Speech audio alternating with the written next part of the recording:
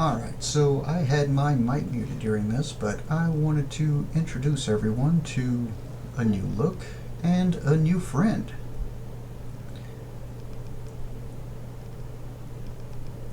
Meet Herschel. Herschel's a cute little guy, and tonight he is up past his bedtime because he got into his sister's food, which upset his stomach a little bit, and he also got into some water way later than we normally let him. So he has been up past his bedtime to get everything out that he needs to get out. So he's a good boy, but he's a little bit of a pain, a little bit rambunctious, which lives up to his namesake. We're going to get into that after I bring him outside here real quick. It's kind of dark in here. That's better. Now, why did I come in here again? So, yeah, sorry about the weird audio there. Always check before recording, I guess. I'm sure by now everyone's heard about what's happened recently here in America. Someone got shot, and the side that usually just sends thoughts and prayers is all up in their feels about it. And they're already on their stuff.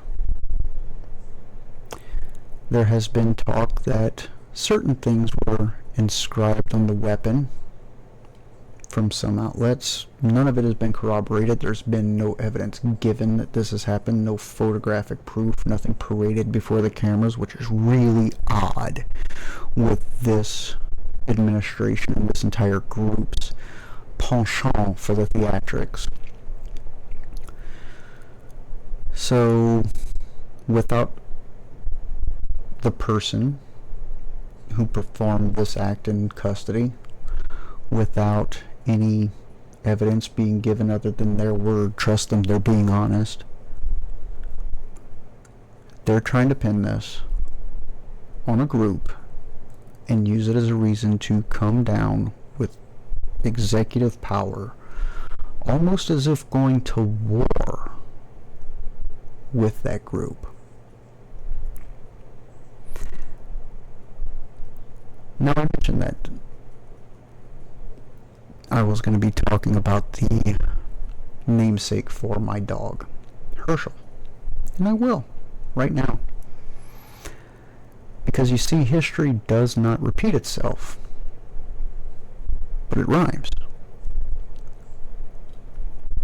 In the 1930s, there was an action taken against a group of people in Germany. It became known as the Crystal Night, the Night of Broken Glass, Kristallnacht. It all happened because one man, Ernest von Rahm or something like that, I don't remember his name, he wasn't important, he was a Nazi. He got assassinated in France by a Polish Jew named Herschel Greenspan. And I say with all the pride of someone who has family members that lost their lives in the European theater during that war, that Herschel Greenspan was one of the first people who realized that one of the greatest things you can do for this world is reduce the number of Nazis. And for that, war was waged against an entire group of people instead of just that one man who performed the act. Not gonna lie, he did what he did. He was a Jew himself. He followed the side of the Bible that actually has the words eye for an eye and tooth for a tooth in it. So if it would have stopped there, they could have proven him wrong. But they didn't prove him wrong. They kept going after not just him, but everyone who had one single label in common with him. I didn't name the dog after that guy because I thought he was a hero. I named my dog after that man as a warning that even when you stick to your beliefs, you can get it wrong. It's not that he got it wrong that Nazis were bad. It's that he got it wrong that it would stop with him. Never underestimate extremists. History does not repeat itself, but it damn sure rhymes. And now, the extremists are going to try and come after another group that has nothing to do with the actions of one man, who they don't even know who he is yet, who they do not have in custody, who they are not competent enough to have caught, who they are not competent enough to have discovered the motives about, who they are not competent enough to have put a name to the face. But that doesn't matter. It never does for them. They need an instigating action. They're gonna get it. Even if it's not real, they're gonna get it. Don't let them. Don't kill anyone else. That's the wrong move. But LA is the proving ground. They're right about that. They've tried their jackbooted bullshit there. And the people have been peaceful about their reaction. They didn't hurt any ICE agents when they locked them behind that gate. Hell, they weren't really hurting anybody before that. Disrupting a little bit, but hell, that's protest. That's free speech. That's what we're supposed to do here. But even that was your warning signs, and we've ignored it. One city where it was happening, that they've already designated the bad spot, rose up. We can't stop there. This is our climax moment. This is the turning point. This is the distraction. That's all it is. We can't let them distract us. We have to restore what we are. Peacefully, if possible. But we will defend ourselves. We will not instigate.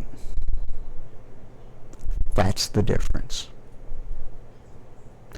And we need to do this because what this distraction is that if you know your history of World War II, that was what determined the current state where there's the United States and there's Russia. East, West. Russia's never been on our side. At first it was the USSR. Then that fell. Then Russia came to power as it is now. And beautiful, isn't it? They've never had American interests at heart. And now they're being walked all over. Or rather, they're walking all over us. While being the weakest link in the opposing power.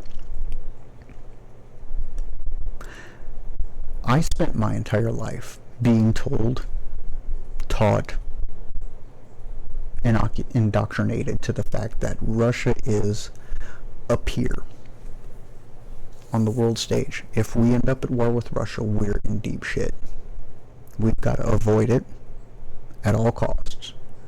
We've got NATO, we've got nukes, they've got nukes, mutually assured destruction and all of that, but we've also got NATO to try and keep them in check, not let them get too far beyond their borders with their BS. Well, they got through Ukraine. We did nothing. They're not NATO, so kind of understand that. How aware are you of what happened in Poland?